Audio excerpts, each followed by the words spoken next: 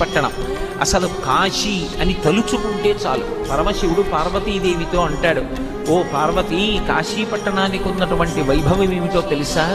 సుతతి, పాపములకు ఎదుర్చుక్క కాశీ. ఓ వెలది, ఉపపాతములకు విషము కాశీ.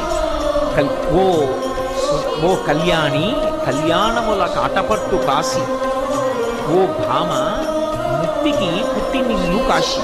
కాశీ పట్టణానికి ఉన్నటువంటి గొప్పతనం ఏమిటి అంటే, ఓ సుగతి పార్వతీదేవిని పిలిచి అంటాడు, పాపములకు ఎదుర్చుక్క కాశీ.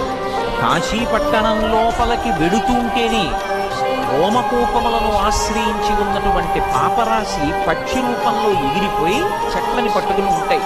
మళ్ళీ వాడు బయటకు వస్తాడేమో అని 9 రాత్రులు కాశీ పట్టణంలో ఎవరు పులిమేర దాటకుండా గడుపుతారో ఇక వాడు మళ్ళీ 9 నెలలు అమ్మ కడుపులో పడే స్వర్గలోకంలో దేవతలు ఉంటారనుకుని వాళ్ళు సంతోషపడాలా? కాశీ పట్టణానికి వచ్చే అవకాశం కలిగిందని మనం సంతోషించాలా?